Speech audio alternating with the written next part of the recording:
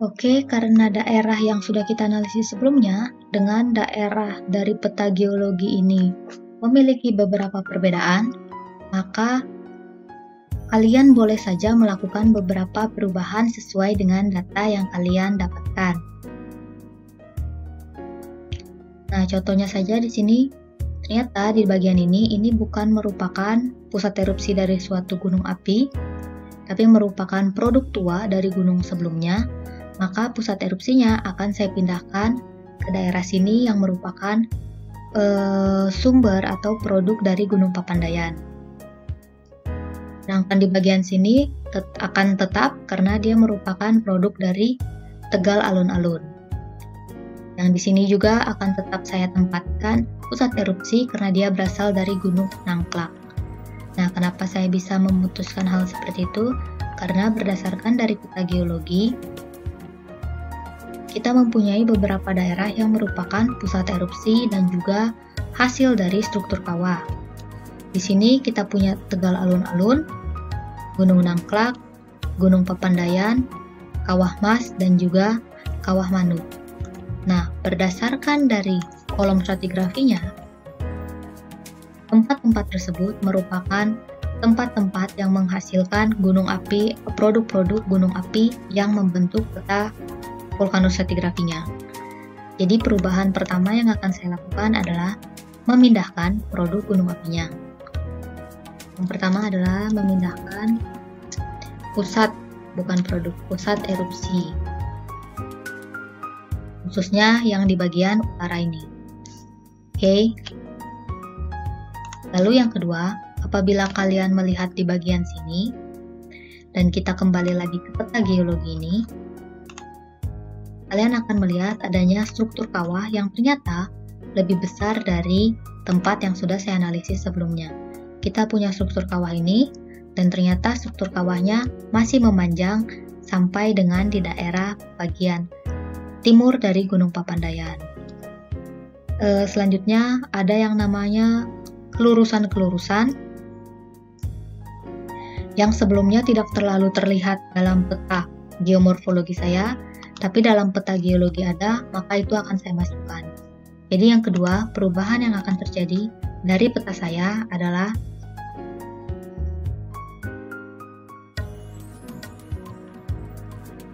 struktur yang berkembang di daerah penelitian.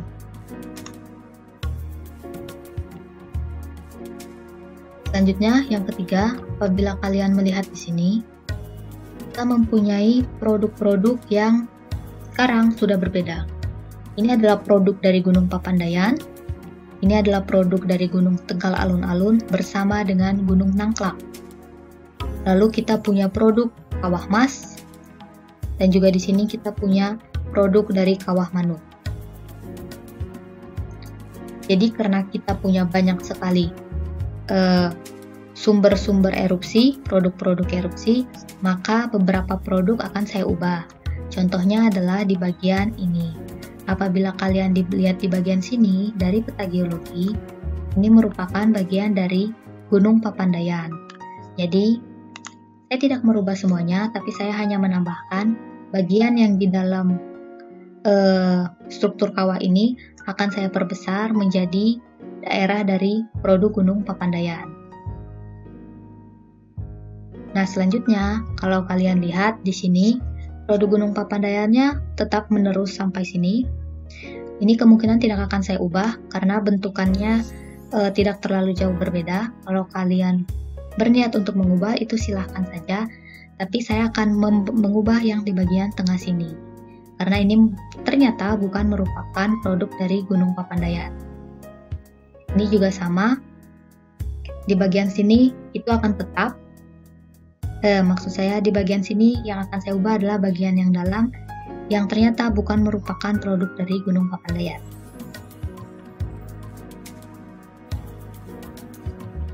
Lalu di bagian dalam, karena di sini ada produk dari Kawah Mas dan Kawah Manuk, serta yang bagian ini dari Tegal Alun-Alun, maka ini yang di bagian sini. Nah, di bagian dalam itu saya punya produk ini. Kawah saya punya produk dari Kawah Mas, Kawah Manuk, dan juga ini. yang produknya tidak jauh berbeda dengan tegal alun-alun, maka saya akan membagi satuan di dalam kawah ini sesuai dengan peta geologinya. Ini tidak akan saya ubah karena tidak jauh berbeda. Kecuali yang daerah sini akan saya hapus batasnya karena ternyata dia masih merupakan bagian dari produk dari tegal alun-alun.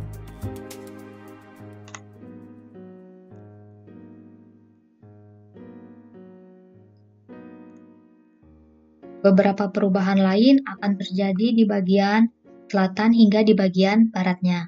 Kenapa terjadi perubahan? Sebenarnya ini sudah lumayan benar, tidak akan saya ubah sepenuhnya, hanya saja di bagian dalam-dalam ini yang merupakan ternyata produk dari Gunung Tegal Alun-Alun. Hanya itu saja yang akan saya ubah. Sisanya garis-garis batasnya tidak akan saya ubah kecuali memperbaikinya sedikit. Oke, kalau sudah, mari kita masuk. Saya tulis dulu di sini.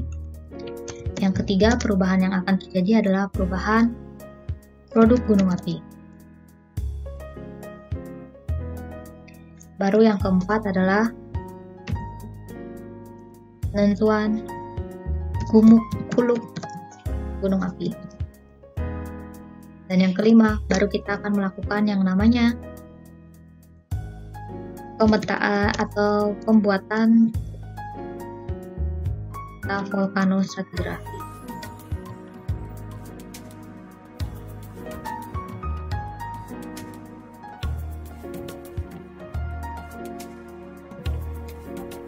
Oke, sekarang bidang kerjanya sudah ada. Di sini saya sudah menghapus warna yang sudah dibentuk sebelumnya dan menyisakan garis-garis batas struktur tadi. Batas litologi, batas struktur, dan lain sebagainya. Nah, sekarang kita akan mulai dengan yang namanya memindahkan pusat erupsi. Di sini tetap pusat erupsi yang pertama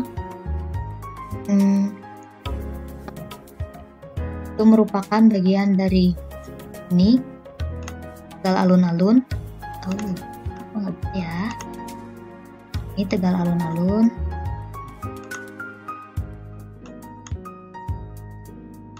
Lalu yang kedua dari Gunung Nangklak, tetap saja.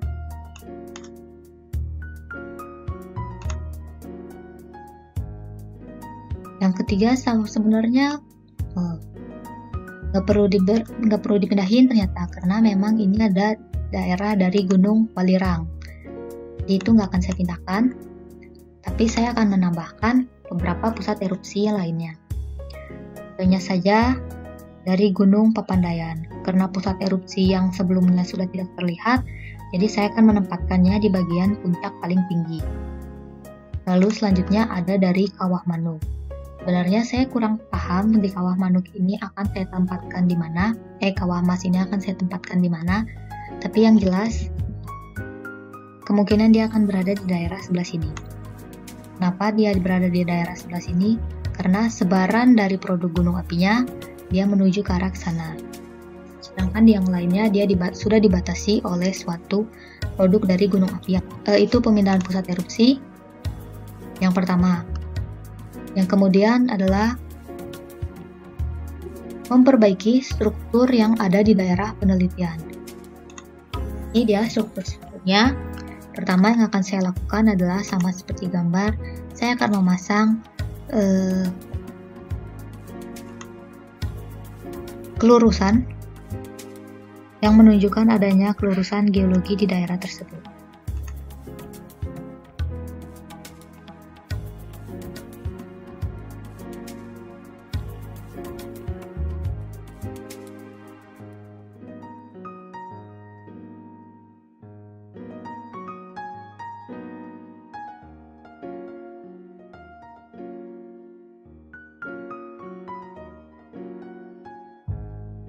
Nah, ini dia struktur-struktur yang berkembang di daerah penelitian.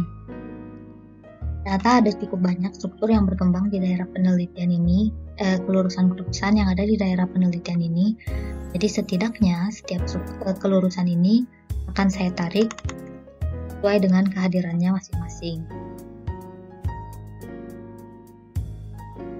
Oke, saya rasa sudah. Lalu sekarang adalah perubahan dari struktur kawah. Yang ini tidak akan saya ubah. Yang sebelah sini juga kemungkinan tidak akan saya ubah, tapi struktur kawah yang besar ini akan saya ubah. Hapus. Akan saya ubah. Sisanya tidak akan saya ubah.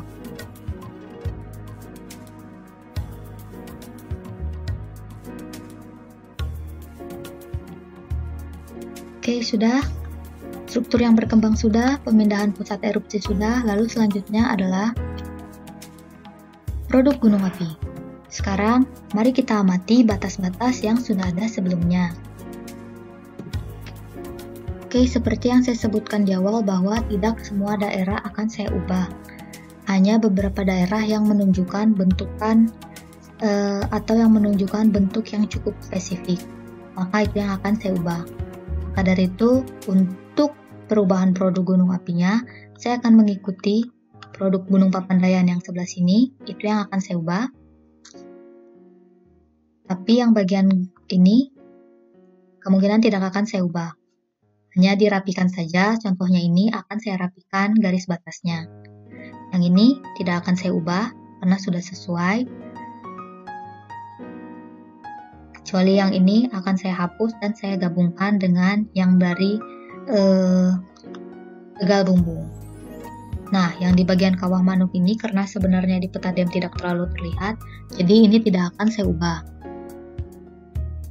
Lalu di bagian ini kemungkinan garis batas yang ini saja yang akan saya perbaiki sehingga mencakup daerah ini. Sisanya tidak akan diubah. Lalu untuk produk dari ini, Gunung Nangklak ini yang akan saya rapikan, khususnya yang bagian ini. Bagian dekat-dekat dengan puncak gunung apinya, itu yang akan saya ubah, lalu akan saya perbaiki daerah sini. Oke, untuk lebih jelasnya, mari kalian bisa lihat langsung dari video ini aja.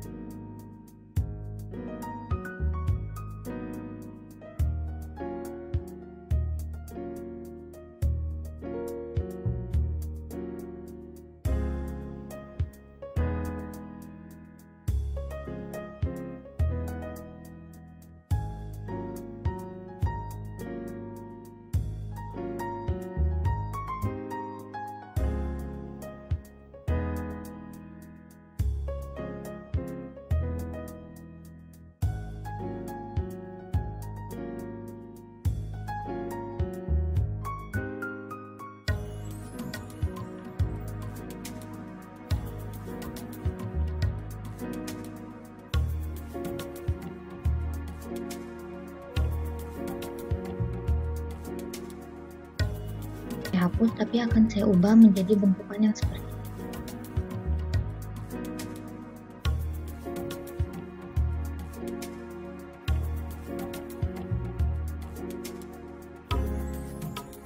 Kalau yang lain tidak akan saya ubah, kenapa? Karena bentukannya sendiri sebenarnya tidak jauh berbeda, jadi akan saya buat tetap seperti itu.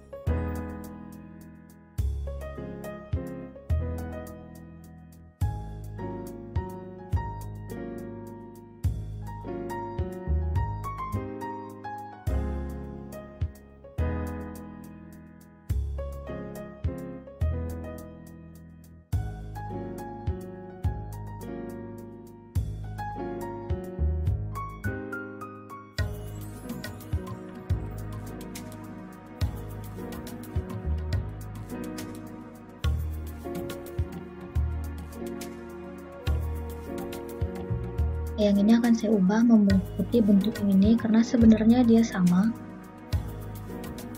Bentuknya udah benar, hanya saja ada perubahan batas wilayah. Jadi ini yang akan saya ubah.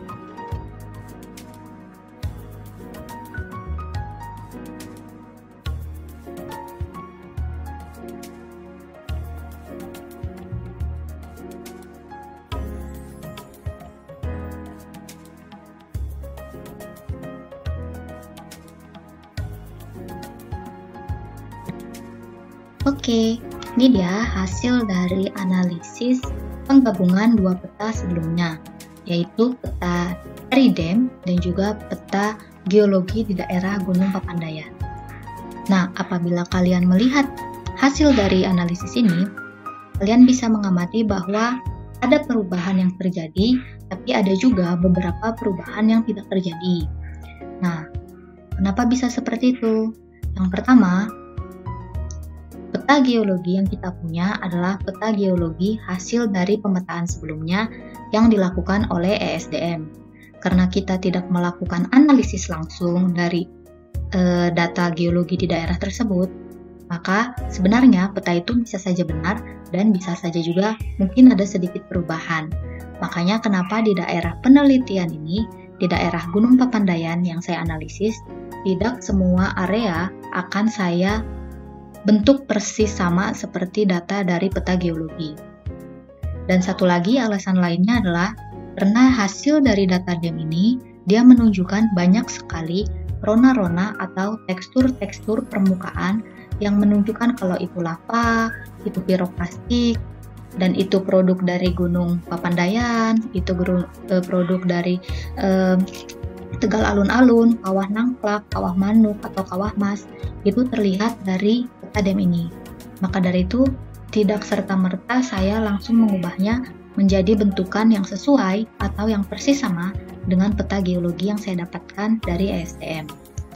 Nah, sekarang kalian bisa lihat peta geologi kalian, apakah data analisis kalian mungkin tepat dengan petanya atau ada yang kurang tepat dan kira-kira di bagian mana yang tidak tepatnya. Nah, satu lagi saran saya sebelum kalian melakukan analisis ini, kalian jangan lupa untuk memahami bahwa bentukan lava dan juga piroklastik dari peta DEM itu bisa dilihat dari teksturnya. Ingat lagi, kalau dia tekstur berbentuk kipas, dia adalah piroklastik, sedangkan yang membentuk seperti gini, lop-lop itu adalah lava. Jadi kalian amati juga di peta geologinya, apakah itu menunjukkan lava atau bukan. Karena kan ini merupakan peta yang cukup besar, peta regional di daerah Papandayan yang cukup besar. Jadi kemungkinan saja dengan skala yang sangat besar ada beberapa data yang yang akhirnya luput dari pengamatan.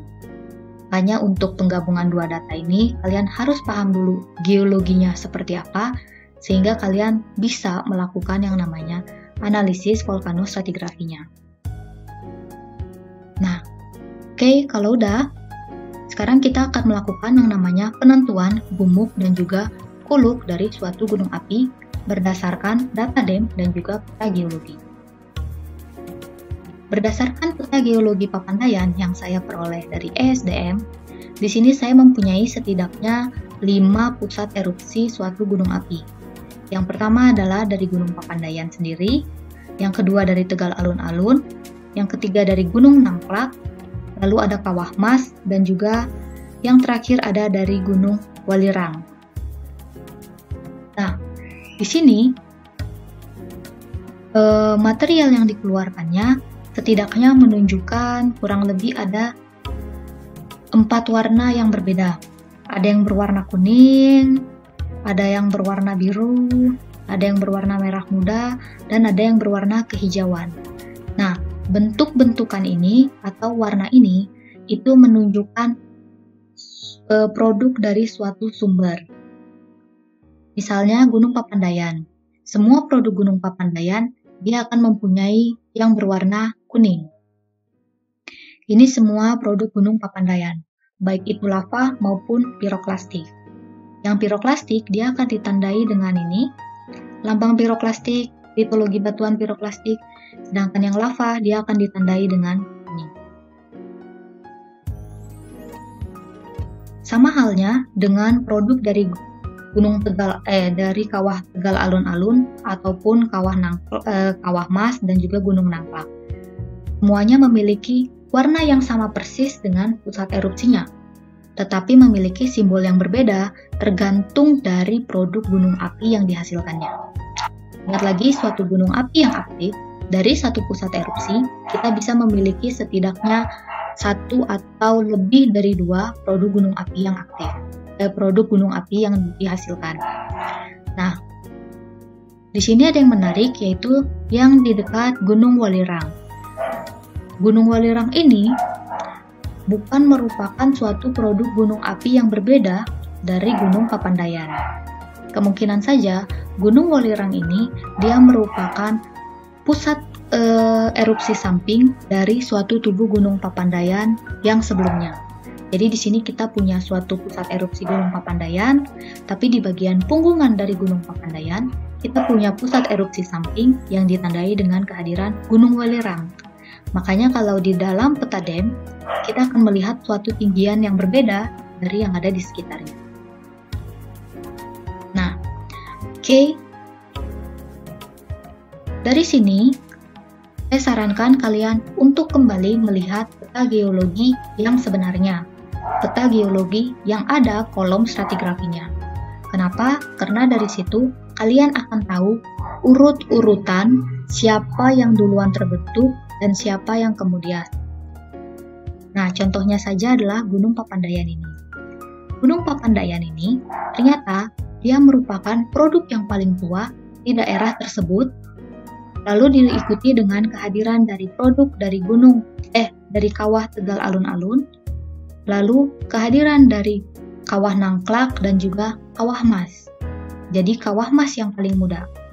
Nah, dari peta yang sudah dianalisis sebelumnya, kita melihat bahwa sebenarnya produk dari Gunung Papandayan ini tersebarnya terlihat tidak merata, hanya ada di bagian barat, sedikit di bagian selatan, sedikit di bagian utara.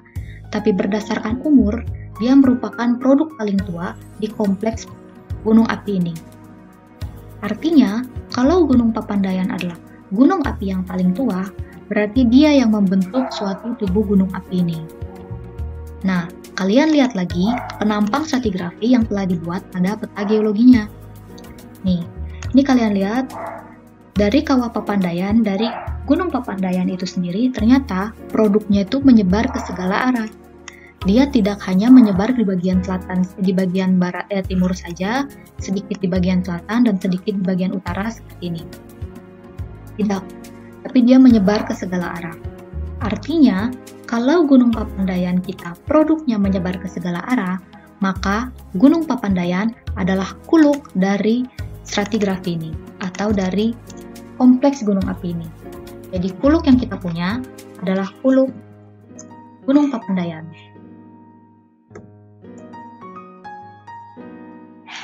Oke, itu yang pertama.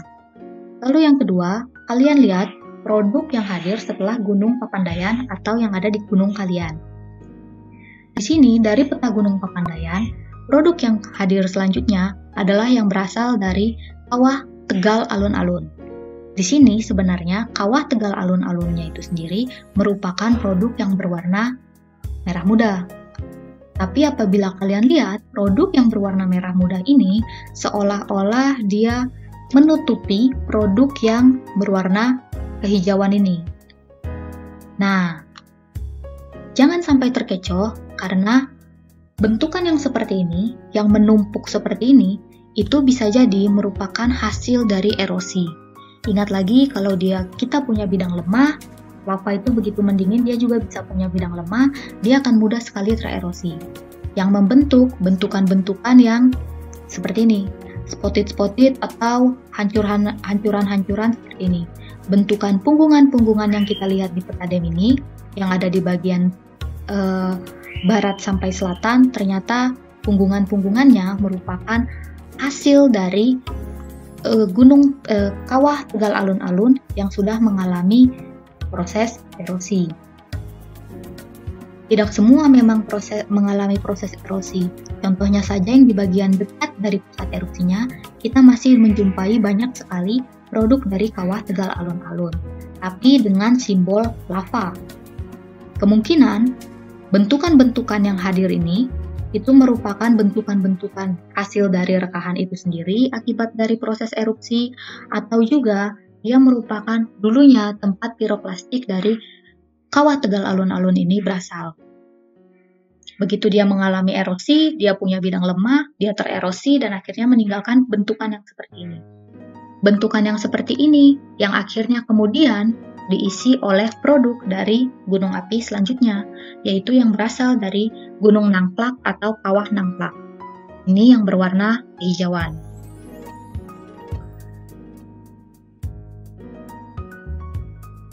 Lalu di sini, di bagian northeast-nya, kita punya sedikit sekali produk dari Kawah Mas yang berarah northeast saja. Nah, artinya Kawah Mas ini bukan merupakan produk pusat dari suatu gunung api. Dia merupakan produk samping dari suatu tubuh gunung api yang sudah ada. Jadi, dengan jelas Kawah Mas ini merupakan gumuk di daerah kompleks Gunung Papandayan. Lalu, dengan sebaran dari produk Tegal Alun-Alun dan juga Kawah Nangplak, untuk memudahkan kalian memahami apa dia gumuk ataupun kuluk, kalian balik lagi ke peta geologinya. Di peta geologi, kalian akan melihat bahwa di bagian penampang, ternyata produk dari Tegal Alun-Alun, dia hanya berada pada satu sisi saja. Artinya, kalau dia berada pada satu sisi saja, dia tidak mempunyai persebaran yang radial dan dia merupakan gumuk dari kompleks Gunung Papandayan. Sama halnya dengan Gunung Nangklak ataupun dengan Kawah Mas. Ini produk Gunung Nangklak, dia hanya spotted di situ saja, dia tidak menyebar meskipun terlihat cukup banyak menyebarnya, nih menyebar. Tapi dia menimpa bagian yang lebih tua. Nih, menimpa bagian yang lebih tua, maka dia bisa dikatakan sebagai dikatakan sebagai gumuk dari pusat erupsi Gunung Nangklak ini. Kawah Mas, seperti yang saya sudah bilang tadi, dia merupakan gumuk di daerah kompleks Gunung Papandayan. Jadi di sini kita punya 3 gumuk, yaitu Gumuk Tegal Alun-Alun, Lalu yang kedua kita punya Gumuk Kawah Nangklak. Lalu Kawah Mas. Ini merupakan 3 gumuk yang hadir pada daerah Gunung Papandayan. Apabila kalian sudah mendapati bentukan seperti ini, kuluknya yang mana, gumuknya yang mana, maka sekarang tugas kalian adalah membuat peta volcano stratigrafinya dan menceritakan setidaknya proses geologi yang terlihat atau sejarah geologi, sejarah pembentukan gunung api yang terlihat pada peta ini. Nah, biar memudahkan, kalian bisa mengikuti pewarnaan yang digunakan oleh peta geologi ini.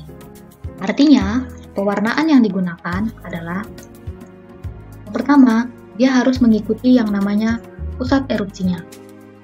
Pusat erupsinya ada di mana, sebaran produknya ada di mana, maka warna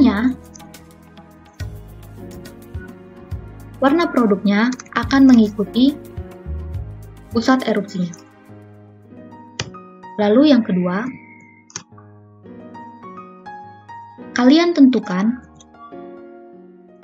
mana yang erupsi sentral dan mana yang erupsi samping.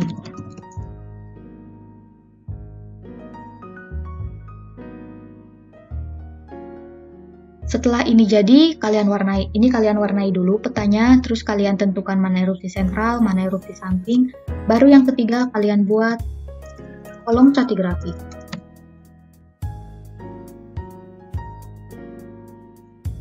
Yang keempat ditutup dengan cerita sejarah geologi.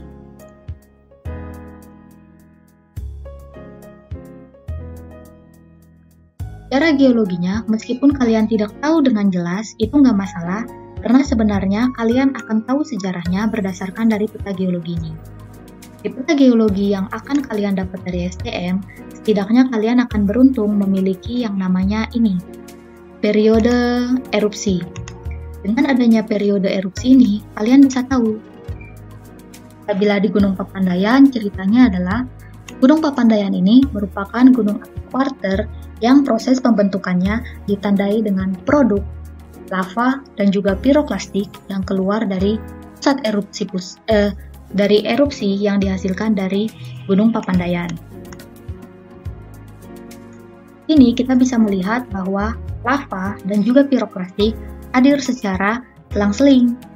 Artinya, produk dari Gunung Papandayan sudah menunjukkan adanya proses stratovolcano di daerah tersebut.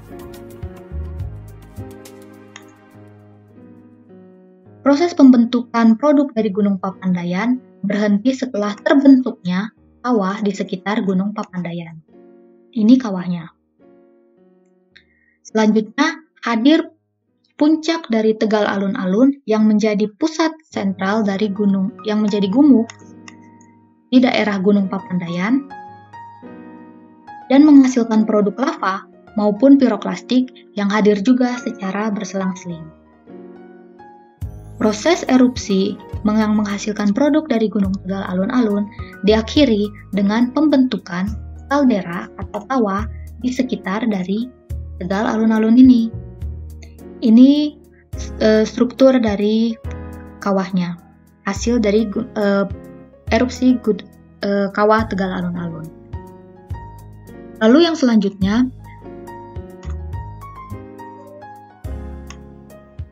hadir erupsi dari Kawah Nangklak dan juga Kawah Manuk. Kawah Nangklak dan juga Kawah Manuk yang merupakan produk piroklastik. Persebaran dari produk dari Kawah Nangklak ini yang menyebar hampir di seluruh topografi dari kompleks Gunung Papandayan. Produk yang paling mudah adalah produk dari Kawah Mas yang memiliki sebaran produk ke arah northwest.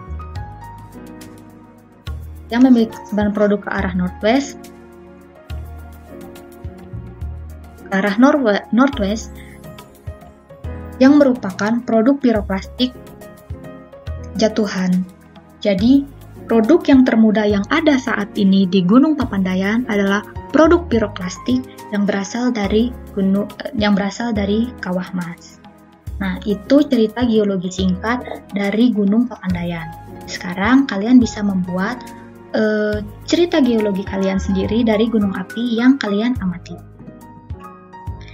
Oke, karena proses pewarnaan itu cukup sulit, dan sebenarnya kan kalian sudah tahu pusat erupsi kalian di mana, produknya yang mana. Jadi saya akan men-skip langkah itu. Ini tetap akan saya warnai, tapi langkahnya akan saya skip, dan nantinya kalian bisa lihat hasilnya sendiri.